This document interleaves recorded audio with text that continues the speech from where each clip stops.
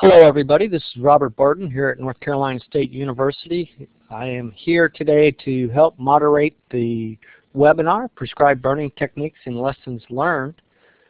Let's get started with a brief introduction to what you need to do for continuing education credits. If you joined today's session and you're looking for credits, you'll need to complete step 4, 5, and 6 upon watching this live webinar. You'll need to complete a satisfaction survey, a short quiz that will be provided to you, and then the continuing education form that will be provided to you at the end of this webinar, in which you will fill out some basic information, and at that time a CEU form will be emailed to you immediately following today's webinar.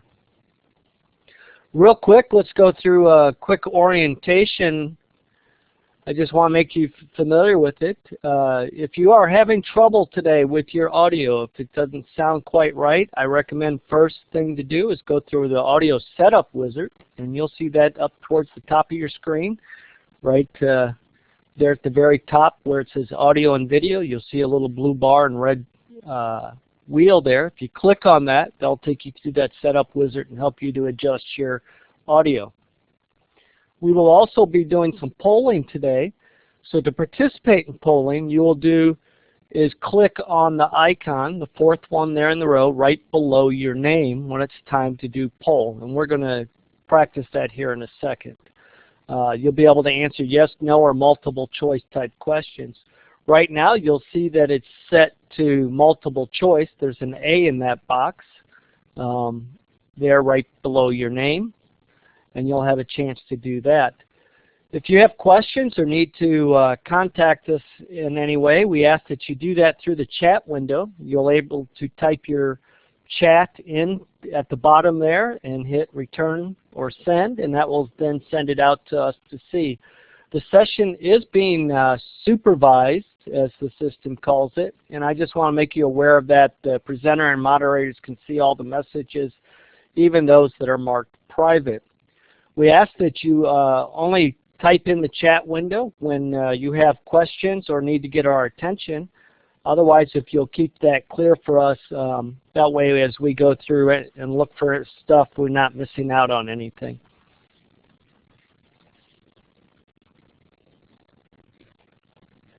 And with that, let me turn it over to you, Annie.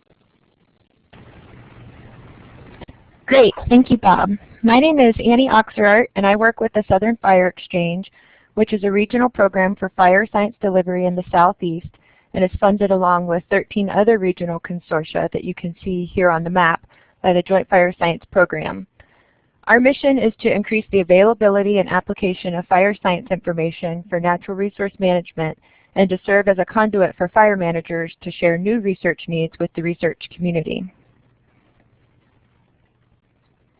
This webinar is the third in a series of webinars on prescribed fire, and you can see all of the webinars listed here. We hope that you can join us for the last two webinars on October 31st and November 6th. If you can't participate in the live webinars, they'll be archived on both the Forestry webinar portal and the Southern Fire Exchange YouTube page. So we hope that you'll be able to come back later and listen. The best way to stay connected with the Southern Fire Exchange is by joining our email list or following one of our social media channels. And for more information, you can visit our website at www.southernfireexchange.org. So before we get into today's presentation, we would like to ask you a question to find out more about who is in the audience, since the Southern Fire Exchange intends to reach both fire managers and scientists. So using that polling box that Bob showed you just a minute ago, how would you describe your current role in regards to fire? You can choose A, fire manager or practitioner, and this would also include landowners or forestry consultants. B, fire scientist or researcher. C, student, or D, other. And we'll give everybody a moment to respond.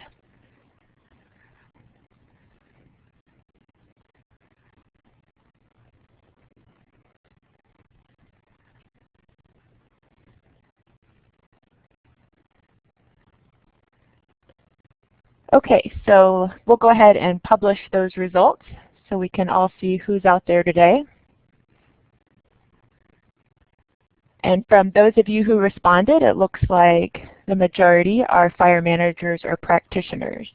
So thank you for participating in that poll. And now it's time for our webinar. Today's speaker is Dale Wade. Dale has been involved in prescribed fire and forest management research for more than 40 years. He spent most of his career as a fire behavior scientist, team and project leader at the U.S. Forest Service Southern Research Station. Dale is a charter member of the International Association of Wildland Fire, the Longleaf Alliance, and the Georgia Prescribed Fire Council. He has served as an instructor for federal and state training courses, has received numerous honors and awards for his work over the years, and has over 140 publications. Since retiring in 2002, Dale has continued to be involved in the fire community through his consulting work. We are very excited to have Dale share his knowledge and experience with us here today. And I'd like to mention that he's also been working with the Southern Fire Exchange to develop a set of 5 fact sheets that provide details on some of the topics he'll be discussing. And those will be available on the Southern Fire Exchange website within the next few days. And with that, I will go ahead and hand the microphone over to you, Dale. Good afternoon, everybody. My name is Dale Wade. As usual, I'm trying to cram about 10 pounds of facts in a 5-pound sack. So we're going to go pretty fast through some of these because I'd like to have some questions and answers at the end. But if I don't get to answer your questions, please email me and I'll be happy to take the time to answer until we get both of us on the same page. I just like to start with this overview. I'll just let you read it for a few seconds and then I'll just switch over.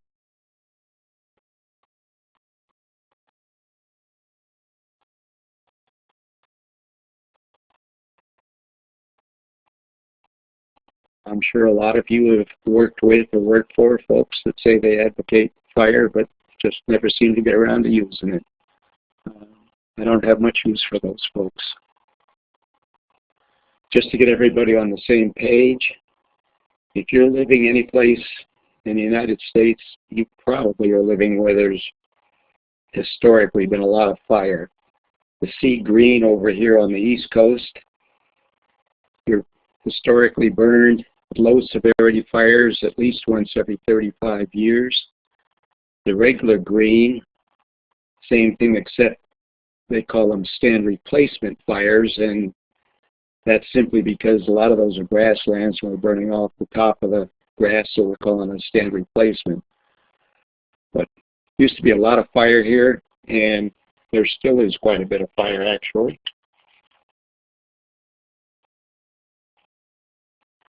As you imagine, most of these species are fire adapted, even those that we don't normally can think about as fire adapted, such as cypress, which you're seeing here.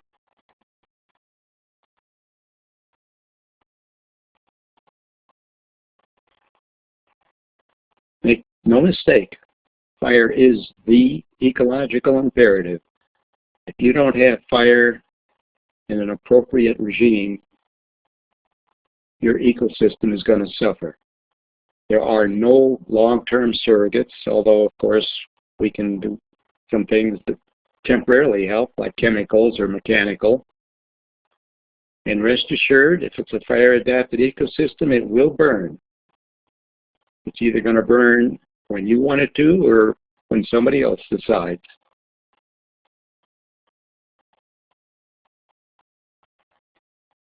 And your land is going to reflect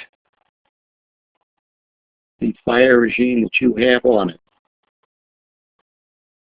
And it's going to determine how it looks and what kind of critters it's going to attract. And fire is not a one-time thing, as most of you know. Benefits are many, but they're all temporary. But most of your objectives can be achieved if you're using fire every 1 to 4 years.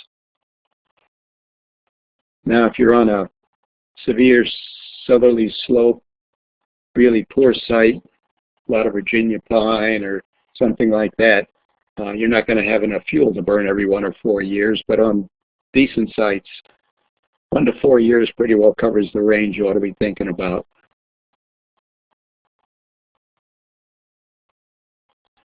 And remember, no matter where you think you are in your professional development, we all started at the same place, and that's not knowing much.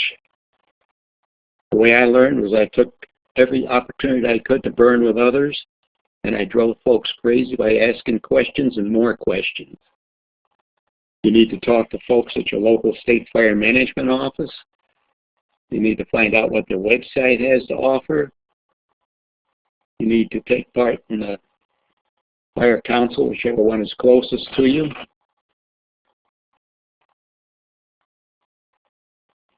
And before you get started, if you're not sure what you want, look at other ownerships in the area. See what you like and what you don't like. And you don't have to tell the folks whether you like them or not, but chat with them and see what kind of fire program they're using. Then you want to make sure that every prescription that you write for your fire on your lands promotes your management goals. And you need to make sure that you follow all federal, state, and local statutes, regulations, and rules, and of course policy comes in there too. I strongly recommend that you take certified burner training. If your state does not offer it, look at adjoining states and see if there's one that offers it. And I would suggest that you pick the one that lasts the longest, because it'll be well worth your time. And once you get some experience, you'll be able to look at a slide like this, or actually a fire like this, and you'll know that a fire in this 3-year-old slash plantation is not killing those trees. At least the backfire is not. If you were to put a head fire through here, you would probably get bud damage, and you probably would kill a lot of those trees, unless they were longleaf. And if it was longleaf, I would always opt to use a head fire. And we'll see a little of that later. It's kind of a no-brainer, but you need to know what's on your land. Walk them frequently, and keep written notes.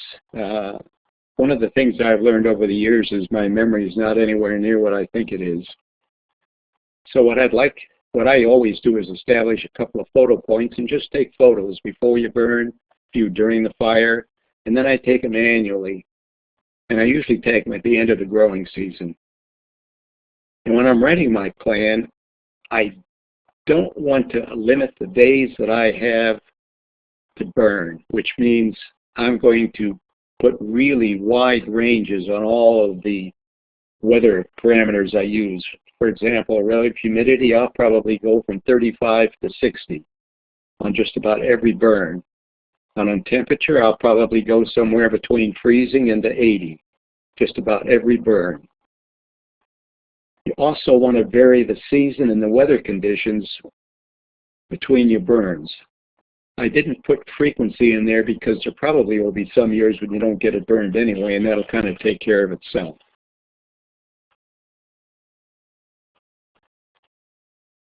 You might have some exotics that come into your property, and they can cause real problems, especially if they burn well. The photo you're looking at here happens to be Kogan grass, and that's a fire that's backing, and you can see it'll give you big eyes. If you've got an exotic and you're not sure what it is, or any plant that you're not sure what it is, your county extension agent should be able to help you. And they probably can also give you an idea about how you can control things. I personally like to save snags. I think they're aesthetically pleasing, and I just like them. But I do not like them when they're close to the fire line, because if they ignite, you're going to have constant source of embers that could blow over the fire line. Not good. So I like to try to save them, and what I try to do is before I burn the regular unit, I'll go in and I'll burn out around those snags around 30 feet. And I'll take a person with a torch and one with a backpack pump, or maybe two, or an ATV if I can get in there with an ATV, and I'll try to fireproof around that snag. In the picture you're seeing, there's probably no way you're going to keep that from burning. If you've got a piece of heavy equipment you can get in there, you can perhaps pull on the vines and get them off, but otherwise you probably ought to write that one off. If you've got T&E species on your property, T&E I mean threatened and endangered, you need to make sure that you don't do anything to harm them. If you're in the south and you've got RCW, red cockaded woodpecker, you may find that you've got white bands on some trees on your property that you didn't put there, or maybe you knew they were there. But those are cavity trees for red cockaded woodpecker, and they are very likely to catch on fire when you burn, because the woodpeckers nest in live trees and they keep pecking around their holes, so they can generate a lot of sap flow to keep snakes from coming up and getting into the nest. And of course, as most of you know, pine resin burns well, so you've got a problem. These folks, I think, are taking a chance.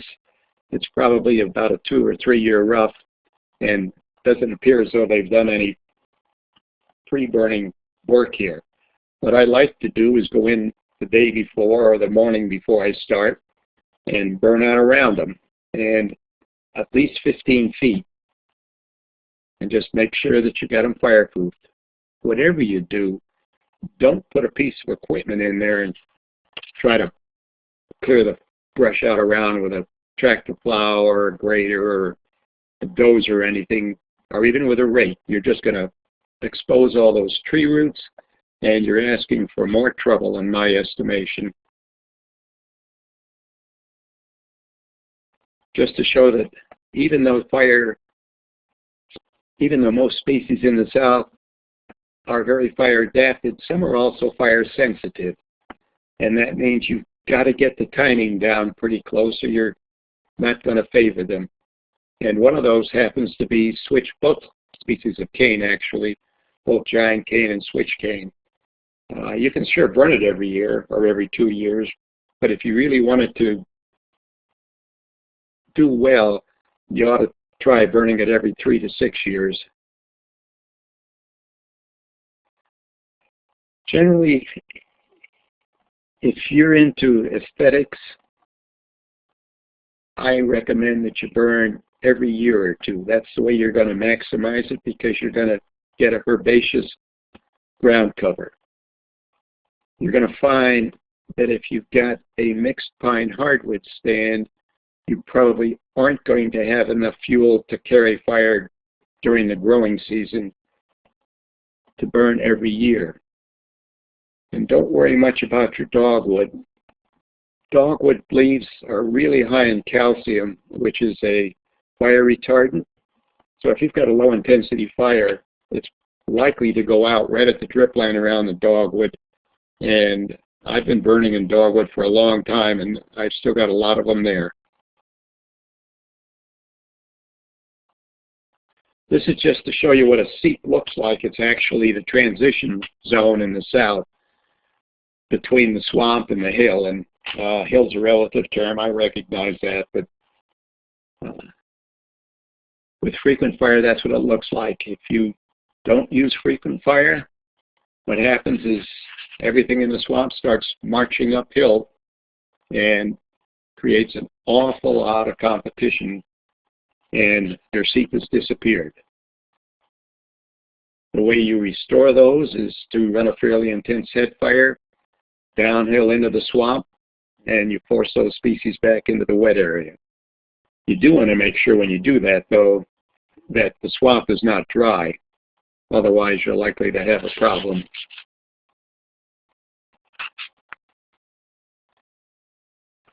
When you're planting, it's a lot easier to plan winter burns than it is to plan summer burns, because you can watch the weather coming across the U.S.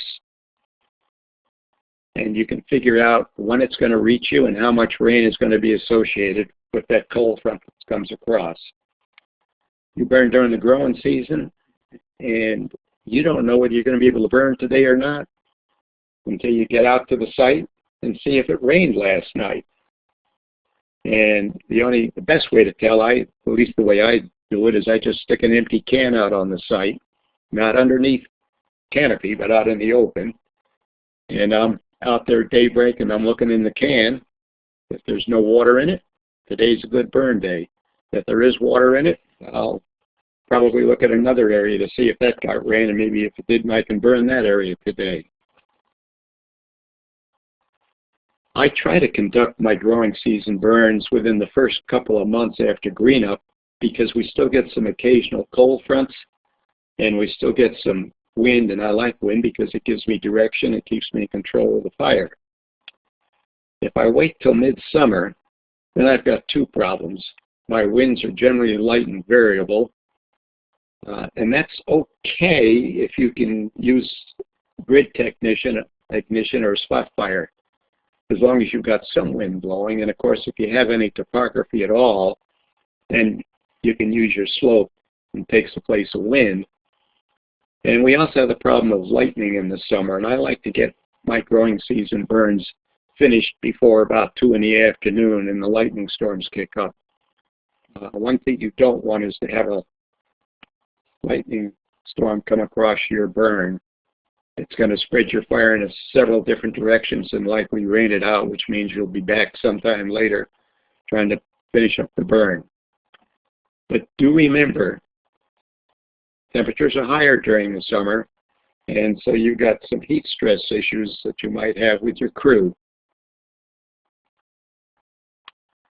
Another reason that I like burning in the growing season is that I generally don't get 100% black, because I've got green fuels out there. There's nothing wrong with 100% black, except that it means there's fewer places for little critters to tough it out during the burn. And during the growing season, you're probably going to have a little bit of water in your depressions, and it gives folks, animal folks, a place to go and survive. And it also tends, I think, your summer fires are a little safer. They don't have quite the intensity because you've got more moisture out there and more green fuels. Of course, if you've got more moisture, you've got more smoke.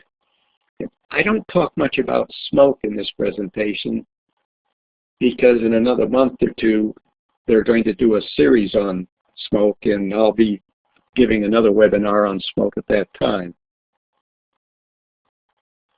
Just to give you some idea what you can do with fire, I've often heard that you need summer fires or growing season fires to create a herbaceous component, and baloney. This happens to be down in South Carolina on the Flatwoods, but you can see 12 annual burns, and we took a pretty nasty looking stand and converted it pretty much to herbaceous understory. So if that's your goal, you need to burn fairly regularly.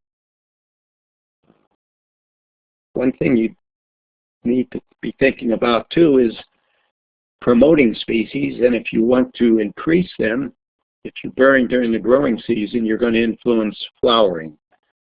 Some species will do better if you burn early in the growing season, and some if you burn later in the growing season. And just keep looking at what you've got after fires and changing the time that you burn, and pretty soon you'll figure out if you, for example, want to increase muley grass, you're going to burn in the early spring. This happens to be down on the coastal plain in Georgia. On the left, an annual growing season burn, and on the right, a 3-year burning regime. And you can see there's a big difference, and you can figure out if you were in fire control where you'd rather be fighting fire. You also, in my estimation, have a lot better habitat for most wildlife on that annual than you do in the triennial. You're always going to have some spots that don't burn, and a lot of animals and small critters and birds, etc., do like a fairly dense understory where they can have a safe zone, but most all of them will feed out there in that open area. And I think in general we have a lack of open areas rather than a lack of dense areas. And just to show you, we can burn pretty often in hardwood without undue damage. This happens to be an oak hickory stand up in the Cumberland Plateau in Tennessee, and that's after 10 annual spring burns. And those burns were just before green up, and you can see there's some pretty small stems that are surviving there after 10 fires. I tend to like to use head fires and stand like this, low intensity head fires, of course. And head fires are maybe not what you would intuitively think, but head fires are cooler near the ground, and we'll talk about that in a second. So they're less likely to damage your stems. I do not like to put in hard plow lines. However, if you need to, you need to.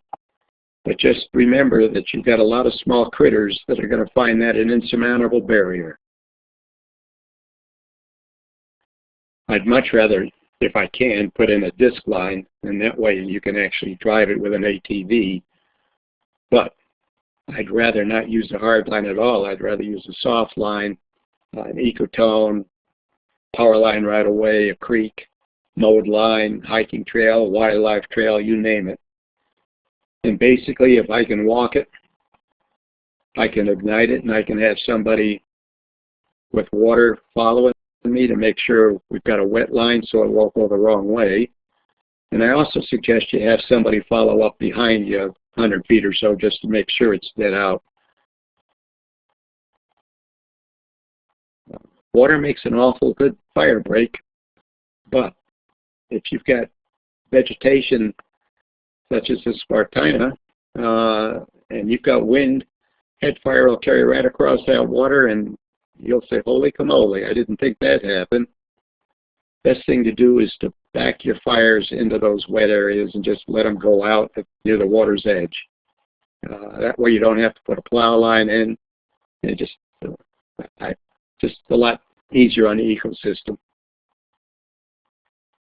Here's an example where we had a fire and it went out down as it went down toward that drainage. You have to be careful, though, that your Keach Firearm Index, that's a Drought Index, isn't too high. I wouldn't try this once it got up around 450 or so. Because if it does cross that drainage, you're going to get some consumption in the duff, and you're going to get some root mortality, and that's not what you're asking for. But you do want to monitor as well to make sure that you don't have a real problem here.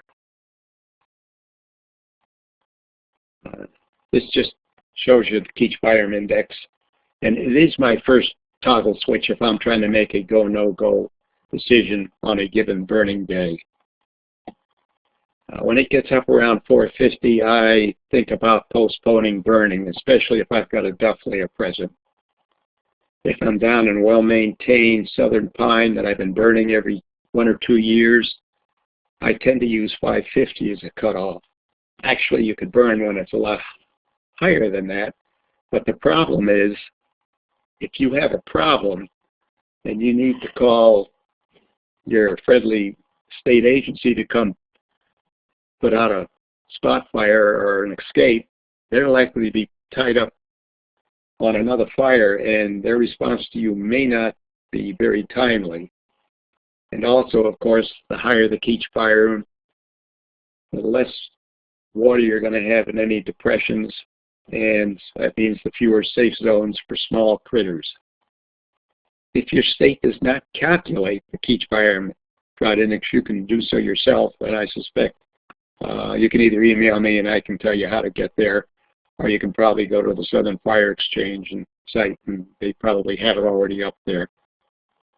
And Keach Firearm Drought Index is very site-specific, so you want to know the location of the weather station where that number's been calculated, so you can mentally adjust either up or down to your location.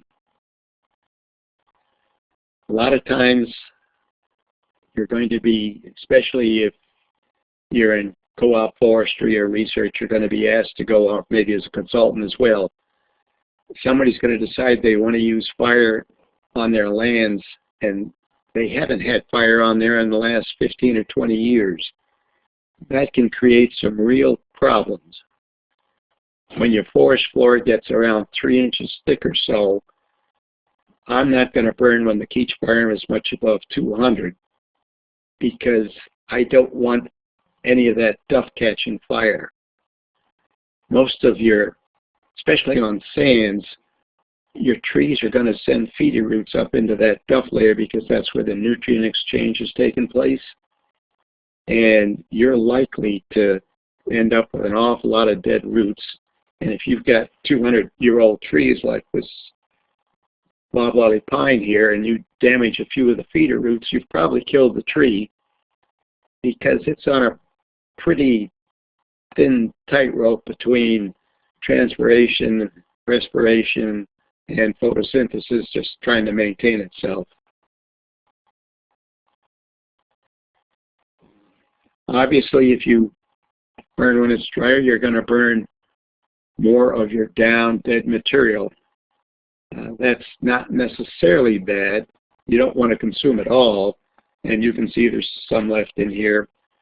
But in a healthy ecosystem, you're going to get large branches coming down pretty regularly. You're going to get lightning strikes putting things on the ground, and you're going to get some trees just dying because they can't make it as suppressed and they finally give up the ghost. And of course, while that large material is burning, you are creating smoke, and it's probably mostly residual smoke and won't be entrained into the convection column. So you need to be careful where it's going when it leaves your site.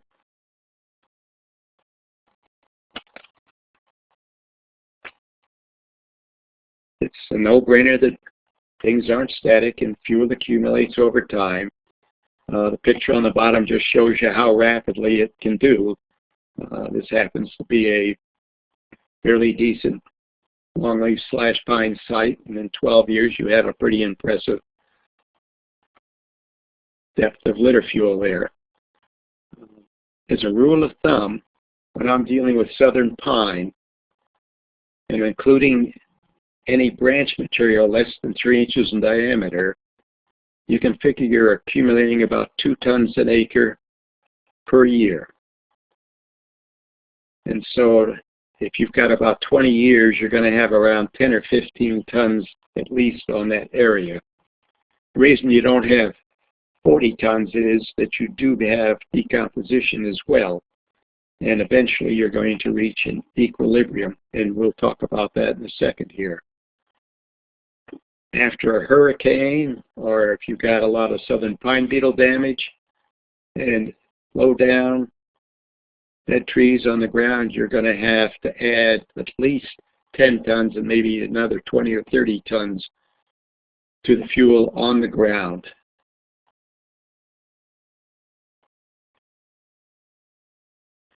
This is a busy slide, but what you need to take a look at is the basal area goes down the left. For those of you that aren't familiar with basal area, it's just cross-section of the trees that are on an acre. If it's 30, it's pretty sparse looking. If it's 200, it's really thick. And across the top, age of rough, and that's actually age since the last disruption, and in the south it's often fire. You'll notice that at the end of 15 years with really dense stands, we've got about 12 tons of total fuel on the forest floor. That's not as much as most folks would think.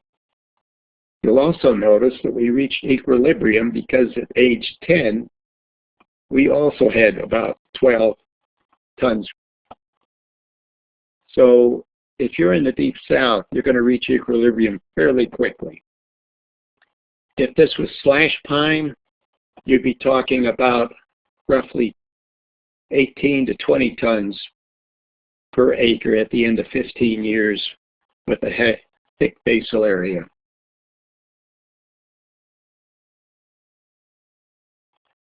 But it's not the total amount of fuel it's got, it's what's available that counts. And what's available depends on the ignition technique you use and on the weather that you select to burn under. You'll notice on the right that that's a pretty good fast-moving head fire, but you'll also notice that it's not consuming a lot of those gallberry stems. So your consumption is not anywhere near as high as you might think that it's going to be. And consumption is what EPA is worried about, because they're worried about the nasty byproducts we put in the air. I have found over the years that a good average figure for prescribed fires is about 2.5 tons per acre consumed. And that's a lot less than EPA wants to tell us, and it's a lot less than some folks think. A good, well, how do you have a good average wildfire? A lot of wildfires in the south burn in heavier roughs, and once your rough gets up about 5 years or so, you ought to think that you're going to have about 10 tons an acre that are consumed. If you get down into wetland forest, and such as a swamp, for example, if that dries during a drought, you're going to have a lot more consumption down there. And we're not talking organic soil necessarily. We're just talking a lot more consumption of everything. And you're probably talking at least 5 to 10 tons an acre in those swamps. And that also goes for precocins. You burn a lot more fuel in precocins. If you're burning in open areas such as marsh or pasture land or something like that, your available fuel is probably going to pretty closely equal your total fuel.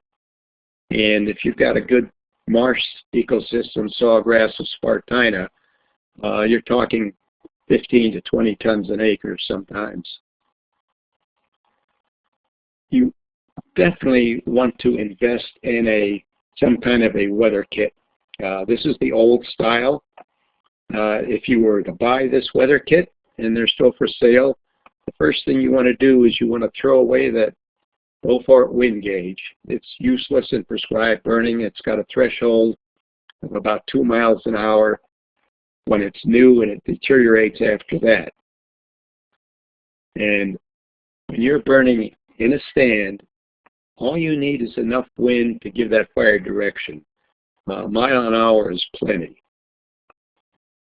A lot of these new gadgets you can get, you can stick them in your pocket, and they work fine as far as the temperature goes. And as far as the wind goes, you want to make sure that you don't stand in front of that wind device when you're trying to measure the wind. Hold it out to the side so you're not blocking the wind. And the quality control on their relative humidity sensors is lacking at best. So when I get one, I always try to test it against the sling psychrometer to make sure that it's going to be accurate. And if it's not, I've just wasted the money on that little pocket weather kit because it's not going to do what I want it to do. And when you get it, use it. On site, first thing you're going to do on the day you're planning to burn is make sure that conditions you've got match what the forecast says you're going to have or supposed to have.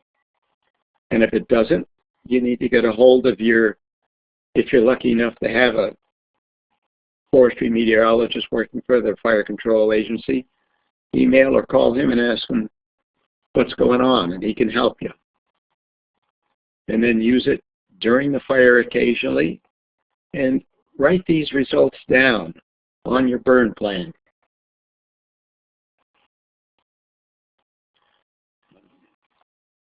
You'll find that RH really is controlling an awful lot of your fire behavior, especially your spotting. I suspect every one of you has stood around the campfire at night and watched all those embers go up from that fire. Same thing happens during the day, you just don't see them.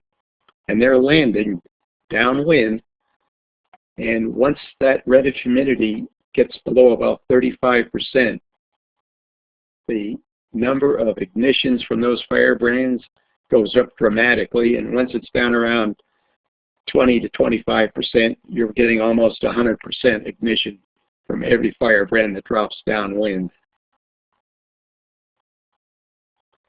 Conversely, once the RH rises above around 60%, your backfires are not going to carry well. That's okay as long as you're burning at least 60 to 70% of the area, but you don't want a really, really patchy burn. And that's true especially if you've got hardwood litter. In good pine litter, sometimes you can burn with the RH up around 75 or 80%. And of course, as your Dispersion Index goes up, you're going to find that the fire is going to burn much better.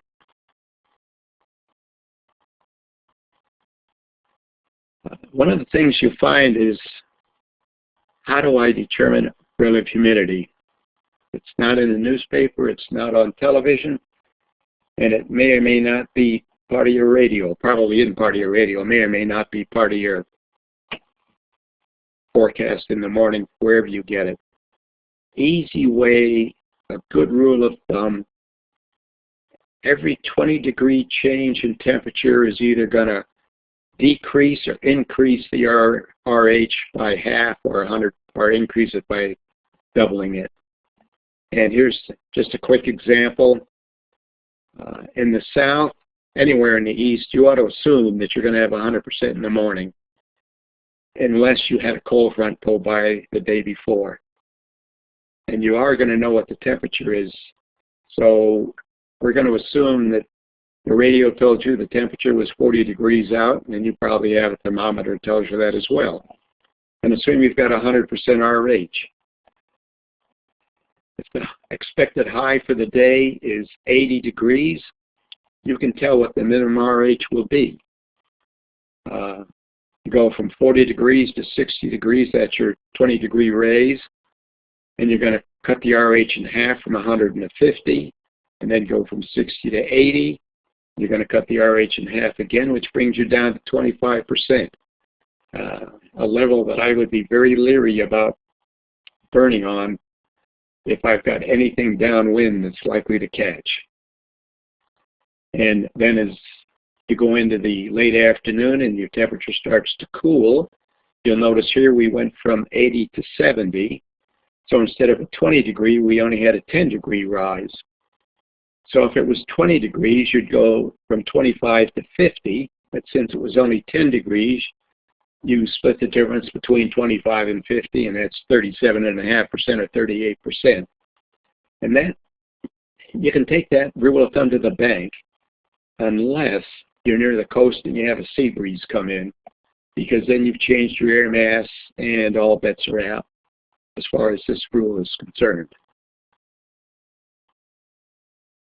Another problem you have is figuring out what your in-stand winds are. Your forecast is giving you a wind speed, but those winds are at 20 feet or 30 feet in the air, depending on whether it's a state or a federal wind vane that's giving you the numbers. And what you want to know is, what is the wind speed that is going to be pushing your fire? And we usually talk about 4.5 feet, or DBH, diameter, or wind speed at breast height, which is about 4.5 feet off the ground. So I've got these rules of thumb that I use, and they work pretty well. If you're in dense pole-sized timber, or if you've got a understory that's over 5 feet high, you're not getting much wind in there at all. You're lucky if you've got a tenth of the wind. If you've got a fully stocked stand, and for those of you that don't know quite what that means, just visualize a stand that you think has about the right number of trees on and that you're happy with. And if it's got a closed canopy and the understory is less than 5 feet, your wind is about a quarter of what it is in the open. If you're burning an open longleaf, I figure it's about half. And if you're in a large open area like a marsh or a prairie, it's probably just about whatever the 20-foot is. One thing you're going to find is that if your unit has some rights of way or roads or paths, whatever, going across it, when your wind is blowing perpendicular to those, you're going to get eddies forming, as you can see by the yellow lines in here. And if you're on the upwind side, which is the left-hand side as you're looking at it, you're likely to have scorch right along that road because those eddies are pushing the fire up, as you can see from the arrows. You go in at 50 or 100 feet, and you get no scorch, and your fire is doing exactly what you want. But right next to everybody is traveling, they're saying, oh my gosh, he did a lousy job. Same thing happens if the wind is running parallel with those rights of way or roads. You're going to get all kinds of little eddies that are on either side, and you're likely to get scorch no matter which side you're burning if the wind is running parallel. And you also have to be a little careful because it's going to be a lot faster because your wind will channel as it goes down there, so your wind speeds are going to be higher than you might think. Another thing that you need to really pay attention to is your fuel moisture. And there's only one accurate way to determine fuel moisture, and that's put it in an oven and dry it. And obviously that doesn't work operationally because you don't have the answer until it's too late. So there's a couple things you can do.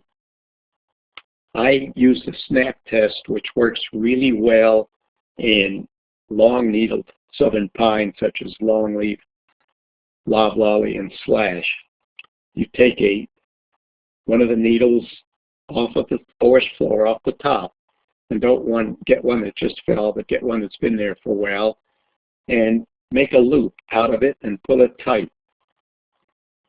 If the needle breaks as you're picking it up, it's way too dry. If you can pull it tight without it snapping, it's too wet. We used to say if it breaks when that loop is about a half inch and a half inch between the top and the bottom, that's just about perfect. I invested in a lumber probe a long time ago, and it really works well. You can buy these on most forestry supplier sites. And basically, they're meant to take the moisture content of lumber that you might be putting in a house or whatever. But they work just as well in the woods. What you do is you just grab a clump of needles off the forest floor. Don't dig, just kind of rake off the top. Wad it up pretty good and stick the probe in there, and make sure you're wearing a glove so you don't stick it in your hand. And it'll give you a fairly good reading. I think consistent and accurate. But I also always check with my hands anyway on the forest floor, and I want to make sure that the top of the litter layer is fairly dry, and generally the bottom is wet. You typically want a pretty steep forest floor moisture gradient from the top to the bottom.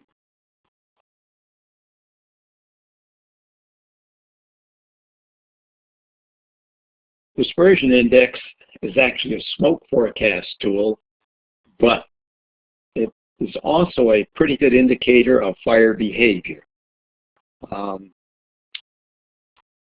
It is probably, let's see, it's a good tool to use. Not all states use this.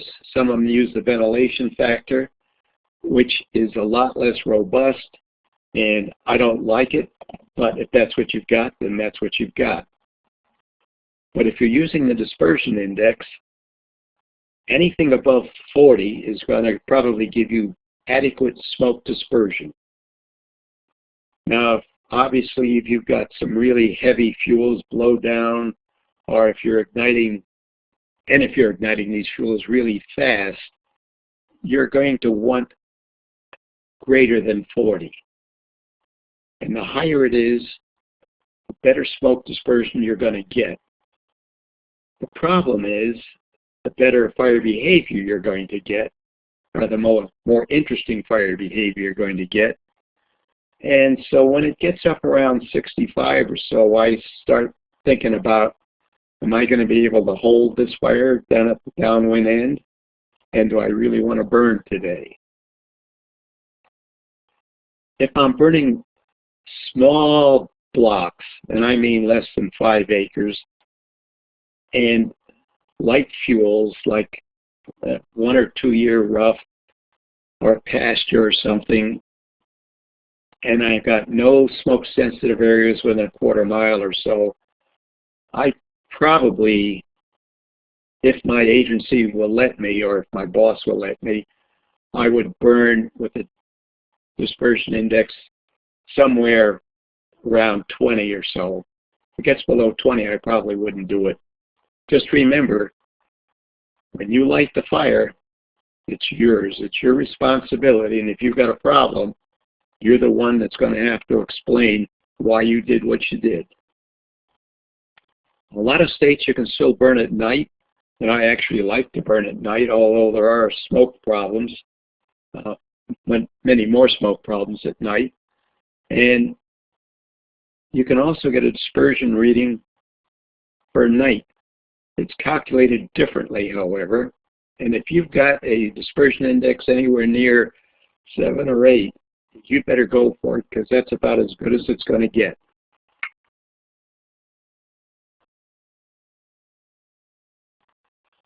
Another thing you might have noticed is if you're burning and the temperature is below freezing, your fires may not be doing what you expect them to do. The reason is, once the temperature gets around 29 degrees or lower, the water in the live cells is freezing, just like it does in your orange groves. So in order to get that water out of those fuels so they'll ignite, first you have to melt the ice, and that takes a lot of extra heat to do. And the more heat that you expend melting ice and getting rid of water means the less you have to preheat those fuels to ignition temperature. So when you're burning on a real cold day, and there's nothing wrong with doing that, just be aware that your fire is not going to behave anywhere near with the vigor that it does when the temperature is up above freezing. Crown scorch is something we all worry about, and it is unsightly. And if you're burning in species like white pine or your hardwoods, where they only have one flush a year, and that's in the spring, and you kill the foliage, well, then that tree has to tough it out until the following year before it's going to refoliate, and a lot of them won't make it. Southern pine, however, has multiple flushes, and that's one of the things that's probably evolved over time, because it allows these trees to survive in a really fire-adapted environment. So even if you get 100% crown scorch, anytime from about February on to the beginning of August, you're going to get new foliage appearing within a week or so, and your trees are going to survive. That's as long as you do not have any and I mean any, bud damage. If you get bud damage, even if you get roughly 25% bud damage, you're looking at roughly 75% mortality in young, healthy southern pine. So you do not want bud damage. But you can scorch them up pretty good. And if you scorch them up any more than around 30% or so, you're likely going to get some growth loss. And that's for slash pine and loblolly pine and shortleaf pine. You all need to take me to the woodshed because I never did get around to really looking at it in longleaf pine. My guess is that longleaf can take a lot more scorch without any growth loss. However, even with your southern pines, if you burn in the early fall, well, any time in the fall, and you get anywhere near 100% ground scorch, you're likely to kill those trees. Much more likely to kill those than other trees. The reason is that trees with multiple flushes stay fairly active all year long. So they don't store a lot of reserves, carbohydrates in the root systems. And so if all of a sudden you take away that ability and they've got to tough it out for 4 or 5 months without any photosynthesis taking place, a lot of them die and the rest are really stressed, and you're likely to attract all kinds of predators that come in and feed on those trees and finish up the job for you. Here's a longleaf pine stand. Some folks might think that that fire was too intense. It certainly was an intense fire. I don't like them quite that hot. But it's longleaf pine, and you'll notice it's candling. All those trees have survived. You've thermally pruned the lower branches, which is good, and you've eradicated hardwoods down there. And generally that's also good if you're... Dale, this is Bob. It's coming on 2 o'clock right now, so we'll need to wrap things up.